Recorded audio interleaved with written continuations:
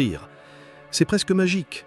Ton énergie change, ton humeur s'améliore, et tout à coup, tu te mets à avoir des idées qui te semblaient auparavant impossibles. Voilà le pouvoir invisible de ceux qui t'entourent. J'ai vu de mes propres yeux ce que cela a apporté dans ma vie. J'ai vu des personnes comme Henry Ford atteindre des sommets que personne n'avait même osé imaginer, simplement parce qu'ils s'étaient entourés de gens animés par les mêmes rêves audacieux. Mais j'ai vu aussi l'inverse. Des hommes pleins de talent gâcher des années entières à écouter ceux qui n'ont jamais osé essayer quoi que ce soit. Tu dois décider de quel côté tu veux te trouver. J'ai toujours choisi le camp de ceux qui me font grandir, même si cela m'a obligé à quitter ma zone de confort. Souviens-toi, tu n'as pas à le faire tout seul, mais tu dois choisir avec qui avancer.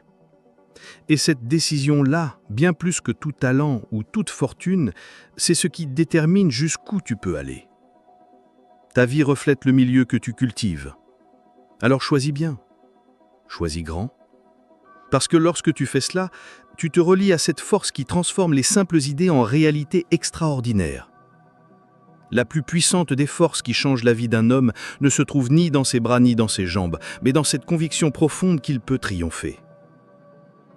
Je sais trop bien ce que c'est que de faire face au scepticisme des autres, et malgré tout, de garder la tête haute.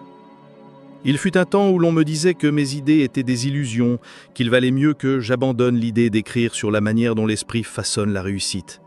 Et je l'avoue, il y a eu des moments où moi-même j'ai douté de mes capacités. Mais il y avait une chose à laquelle je ne voulais jamais renoncer. Ma foi. Cette foi qui déplace les montagnes, traverse les tempêtes et me relève à chaque fois que je trébuche. As-tu déjà réfléchi à combien de fois tu t'es auto-saboté ? Combien de fois cette voix en toi t'a répété « Je ne suis pas à la hauteur, ça ne marchera pas ». Cette voix peut devenir ton pire ennemi, mais tu peux aussi la remodeler pour qu'elle devienne ta plus fidèle alliée. Moi, je l'ai compris en écrivant chaque jour, même quand les journaux refusaient mes articles.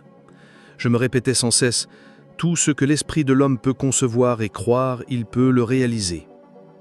Et cette phrase, que tu connais peut-être aujourd'hui, elle est née dans les nuits de solitude, dans les moments où personne ne croyait, sauf moi. La foi n'est pas un don tout fait. Elle se bâtit comme un mur que l'on élève, pierre par pierre, et chacune de ces pierres est un choix de chaque jour. Chaque matin, tu choisis de croire, même si les apparences disent le contraire. Ce n'est pas de l'obstination, c'est la certitude que le monde que tu vis aujourd'hui n'est que le reflet de ce que tu as accepté comme possible. La vie me l'a montré clairement quand j'ai échangé